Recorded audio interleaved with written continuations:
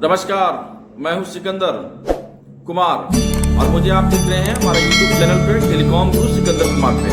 और यदि आपका यह वीडियो पसंद आए तो लाइक कीजिए, शेयर कीजिए और सब्सक्राइब कीजिए हमारे चैनल को। अगर आप मुझे फेसबुक पर देख रहे हैं तो मुझे फॉलो करें अगर आपकी इच्छा हो। बहरहाल हम दरअसल कुछ चीज़ें हैं उस चीज़ को आपके समक्ष रखने की कोशिश करते हैं।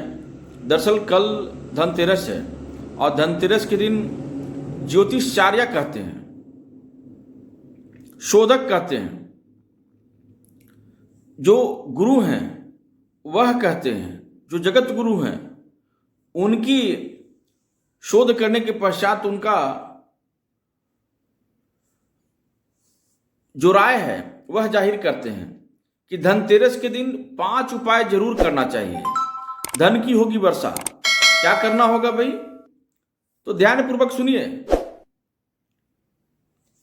10 नवंबर 2023 शुक्रवार को धनतेरस का त्यौहार मनाया जाएगा। पूजा का सबसे जो शुभ मुहूर्त समय है वह शाम 5:47 से 7:47 तक रहेगा, 43 तक रहेगा। 5:47 से 7:43 तक रहेगा। इस दिन यदि आपने ज्योतिष के 5 उपाय कर लिए तो पूरे वर्ष घर में धन की कमी नहीं रहेगी। इस दिन बर्तन, सोना, चांदी, कौड़िया, धनिया, कपड़े, झाड़ू, वाहन, प्रॉपर्टी आदि खरीदने का प्रचलन है। इस दिन झाड़ू, अन्न, वस्त्र और लोहा दान करने से वर्ष भर बनी रहती है। क्या क्या करना है इस दिन? झाड़ू, अन्न, वस्त्र और लोहा यदि आप दान करते हैं तो यह आपको बहुत ही फायदेमंद होगा। घर में धन्य धान और समृद्धि के द्वार जो है ना वो खुले रहेंगे। अब ध्यान रखिए क्या करना है। 5वां उपाय, पहला जो है 5 देव पूजा। क्या करना है? 5 देव पूजा। धनतेरस के दिन भगवान धन्वंतरी, लक्ष्मी, कुबेर, यम और गणेश जी की पूजा होती है। धनतेरस के दिन ग्रामीण क्षेत्रों में मवेशियों को अच्छे से सजाकर उनकी पूजा करते हैं, क्योंकि ग्रामीणों के लिए पशुधन का सबसे ज्यादा महत्व होता है। दक्षिण भारत में लोग गायों को देवी लक्ष्मी के अवतार के रूप में मानते हैं, हमारे यहाँ भी मानते हैं। इसलिए वहां के लोग गाय का विशेष सम्मान और आदर करते हैं, हम सब करते हैं। ध्यान रखिए, गाय को कभी भी पशु ना माना जाए।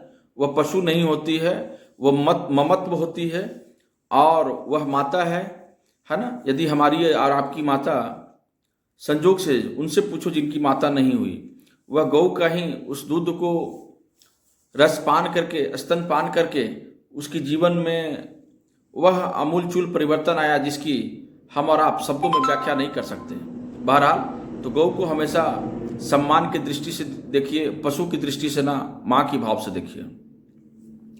दूसरा, दीपदान। दीपदान करना चाहिए। धनतेरस के दिन यमराज के निमित्त जिस घर में दीपदान किया जाता है वहां अकाल मृत्यु नहीं होती है।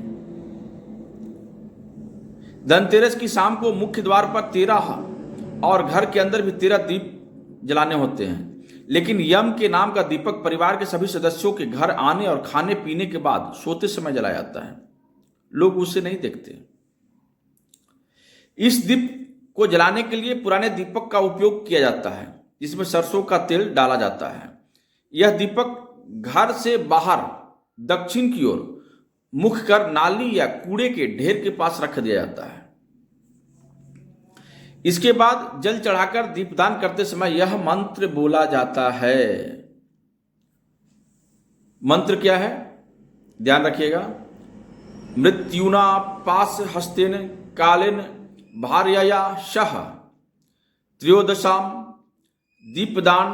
दीपदाना तसूर्यजः प्रीत्यामिति।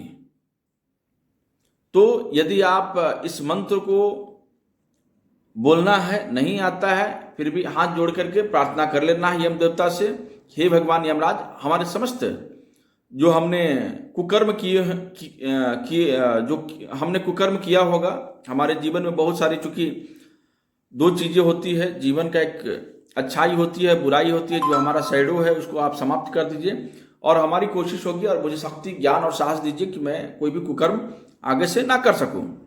बहरहाल कई घरों में इस दिन रात को घर का सबसे बुजुर्ग सदस्य एक दिया जलाकर पूरे घर में घुमाता है और फिर उसे लेकर घर से बाहर कहीं दूर रख कर आता है। घर के अन्य सदस्य अंदर रहते हैं और इस दियो को नहीं देखते हैं। यह दिया यम का दिया कहलाता है। माना जाता है कि पूरे घर में इसे घुमाकर बाहर ले जाने से सभी बुराइयां और कथित बुरी शक्तियां घर से बाहर चली जाती है। यानी जो कि नेगेटिव एनर्जी है, नकारात्मक जो शक्तियां हैं, नकारात्मक ऊर्जाएं हैं, उसको हर एक घरों में, यानी कि आप हर एक कमरों में ले जा करके हमारी जो सबसे जो सीनियर सदस्य होती है हमारे घर में, यानी हमारी माँ हो गई या दादी, अगर जीवित है तो दादी हो गई, है ना, तो वो उस दीपक को जलाती हैं जब हम सो जाते हैं या हम लोगों को बंद कर दिया जाता है कमरों में। उसके बाद में उस दीपक को ले जा कर के और घर से दूर वहाँ पर भगवान यमदेव को समर्पित कर दिया जाता है। जैसा कि मैंने कहा, उनसे क्षमा याचना की जाती है। तीसरा क्या करना है, ध्यान रखिएगा। खरीदे धनिया। धनतेरस के दिन सोना खरीदने का प्रचलन है। सोना नहीं खरीद सकते हैं तो पीतल का बर्तन खरीदें।